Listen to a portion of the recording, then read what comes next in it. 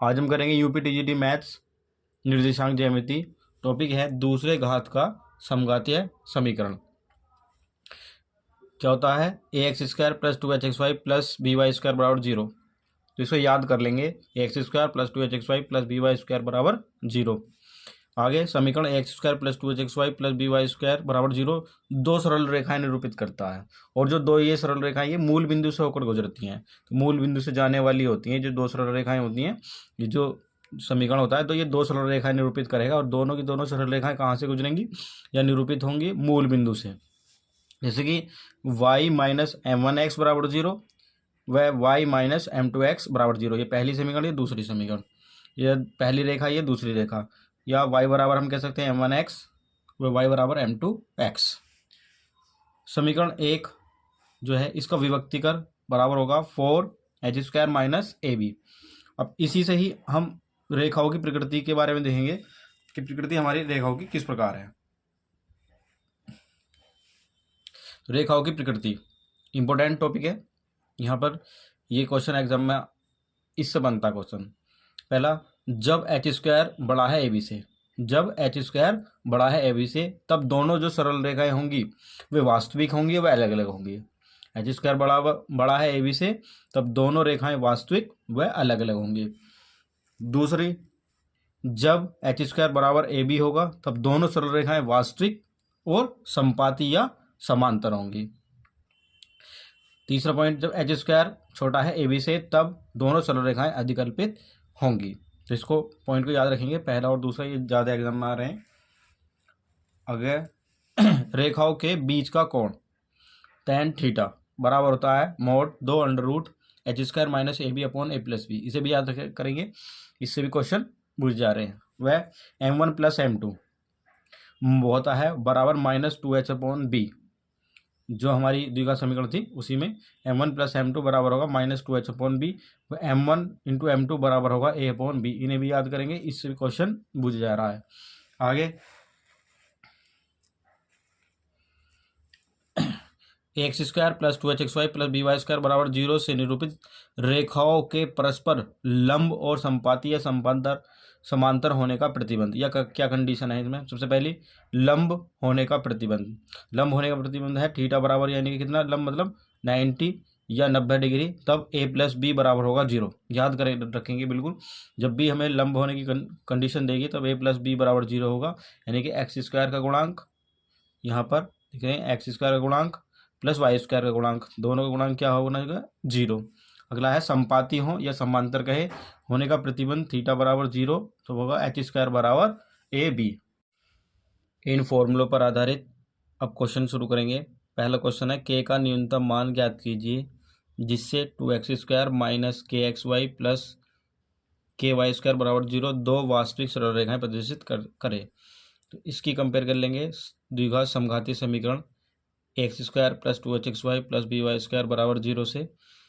यहाँ पर वास्तविक सरल रेखा के लिए दो ही कंडीशन थी इसमें, एच स्क्वायर बराबर ए बी व h square is greater than a b. तो दोनों को एक साथ लिखेंगे, h square greater than equal to A b. अब h square greater than a b इस फॉर्मूले में मान रखेंगे, कंपेयर कर लेंगे इससे। ए की जगह 2 और जी हाँ एक्स वाई के जो कोफिशेंट होगा इसके बराबर में उसका आधा कर लेंगे। एच की वैल्यू कितना? -1/2 और बी बराबर कितना हो जाएगा? के। तो H square greater than equal to A B, H की वैल्यू 1 जो कि स्क्वायर करके 1/4 हो जाएगी, बराबर ए बी। ए की जगह कितना है? 2 और बी की जगह कितना है? के। अपॉन में मल्टीप्लाई हो जाएगा तो वो कितना जाएगा? 1/8 ग्रेटर देन इक्वल टू के।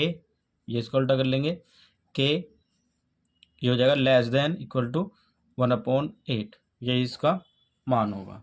अगला क्वेश्चन,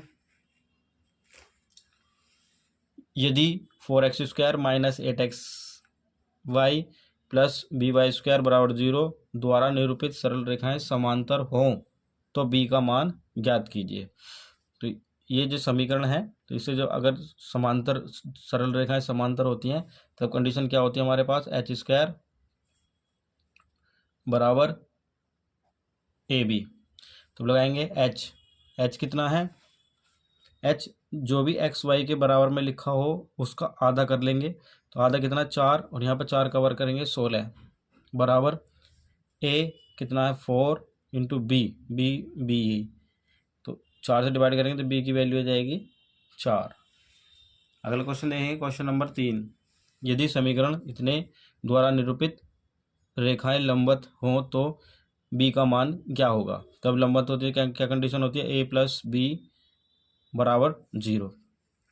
ए क्या होता है एक्स स्क्वायर कोफिशिएंट 3 और प्लस बी क्या होता है वाई स्क्वायर कोफिशिएंट जो कि बी ए बराबर 0। तो बी की वैल्यू कितनी आ जाएगी -3। अगला क्वेश्चन देखेंगे क्वेश्चन है 4x² minus 24xy plus 11y² बराबर 0 द्वारा प्रदर्शित रेखाओं के बीच का कोण। तो बीच का कोण क्या होता है tan थीटा बराबर mod 2 under root h² minus A B upon A plus B बराबर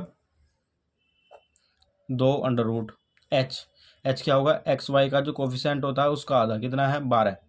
24 का आधा कितना हो जाएगा -12 और -12 का वर्ग करेंगे कितना आ जाएगा 144 माइनस ए और बी ये है तो मल्टीप्लाई करेंगे तो कितना आ जाएगा 44 अपॉन ए प्लस बी दोनों को जोड़ेंगे 11 और 4 15 बराबर 2 अंडर रूट ये हो जाएगा 100/15 यानी कि 2 गुणा ये 10 आएगा यहाँ से निकल के और ये आएगा 15 2 5 से काट लेंगे तो 5 दूनी 10 5 दिया 15 2 दूनी 4/3 यानी कि tan थीटा बराबर जो आएगा वो आएगा 4/3 यानी कि थीटा की जो वैल्यू निकली वो निकली tan इनवर्स 4/3।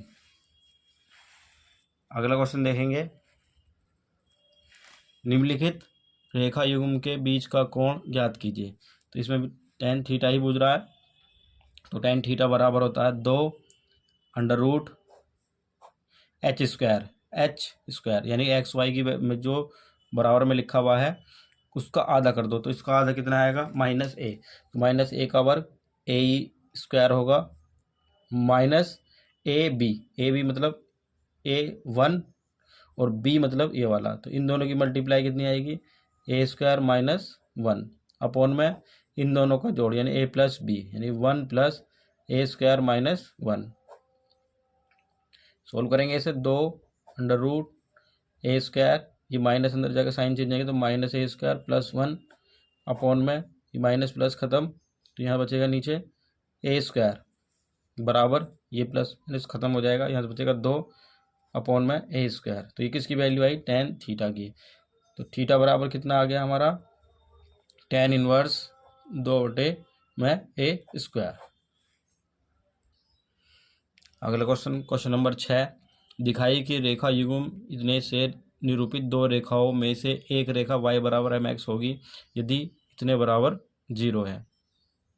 तो इसको सिद्ध करना है और इसको हम याद भी रखेंगे जब ये रेखा है y बराबर mx तो इसको ये सेटिस्फाई करेगी यानी y की जगह mx रख देंगे हो जाएगा ax² प्लस 2hx y की जगह mx प्लस b इसे रखेंगे mx का होल स्क्वायर बराबर 0 हो जाएगा ax² plus 2hm x² plus bm² x² दोनों तरफ से सभी में x² कॉमन है तो जाएगा a plus 2hm plus bm² बराबर 0। यहाँ x तो बराबर 0 नहीं हो सकता इसलिए ये 0 हो जाएगा a plus 2hm plus bm² बराबर 0 यही हमें दिखाना था।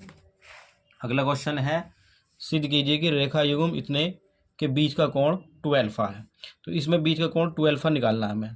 तो देखो थीटा का कोई रोल नहीं है तो हम इसमें थीटा को अपने पास से पुट रख सकते हैं। मान ले थीटा बराबर मैं 0 रख देता हूँ तो ये तो साइन 0 तो ये तो खत्म हो जाएगा केवल ये बचेगा और यहाँ पर भी 0 यानी कि केवल x बचेगा क्योंकि cos 0 का मान 1 होता है तो x बचेगा तो यहाँ पर क्या बचेगा स्क्वायर होकर x² बचेगा जो कि हम इस प्रकार लिख सकते हैं x² plus y² sine square alpha बराबर में बचेगा केवल x²। इसको इधर लेके जा सकते हैं यानी x² minus x² sine square alpha व minus y² sine square alpha बराबर 0। x² कॉमन लें तो यहाँ से जाएगा 1 minus sine square alpha minus Y square sine square alpha बराबर 0।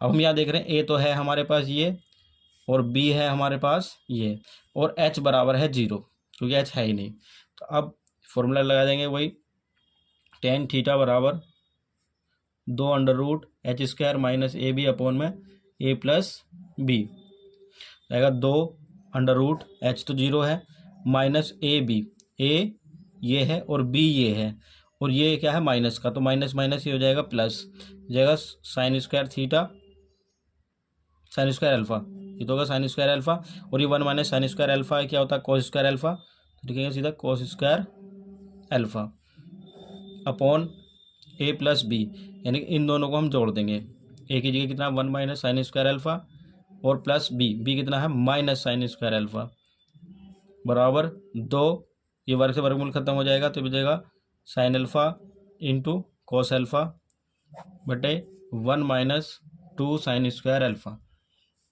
ये होता है साइन 2 अल्फ़ा और ये होता है कोस 2 अल्फ़ा, साइन बटे कोस क्या हो जाएगा टेन 2 अल्फ़ा, इसलिए टेन थीटा बराबर हो जाएगा टेन 2 अल्फ़ा, ये कंपेयर करेंगे तो थीटा बराबर कितना जाएगा 2 अल्फ़ा, यही हमें दिखाना था।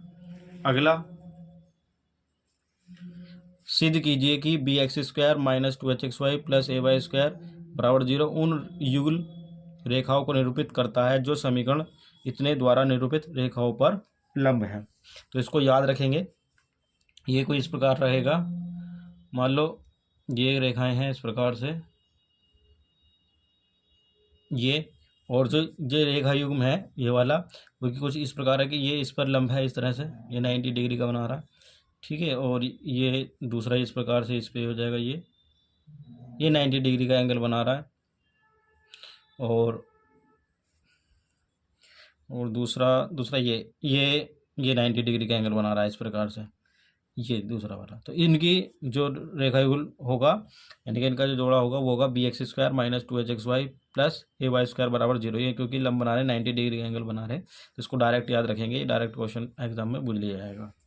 आगे क्वेश्चन नंबर 9, सिद्ध कीजिए कि बिंदु x1 y1 से सरल रेखाओं इतने पर डाले गए लंबों का गुणनफल ये होता है। तो इसको भी हमें डायरेक्ट याद रखना है, मान लो कोई पिन पॉइंट है P x1 y1 और इससे सरल रेखाओं पर जो कि मूल बिंदु से होकर गुजर रही हैं तो इस पर लंब डाले गया, तो उनका गुणनफल यानी P1 P2 का जो गुणनफल होगा वो होगा ax1 का स्क्वायर प्लस by1 का square plus 2hx1 y1 upon में square root a minus b का होल स्क्वायर प्लस 4h का होल स्क्वायर। तो हम इसे डायरेक्ट याद रखेंगे, जैसे कि अभी LTI का एग्ज़ाम हुआ था उसमें डायरेक्टली क्वेश्चन पूछे गए थे, तो अच्छा होगा हम डायरेक्ट इन्हें याद कर लें।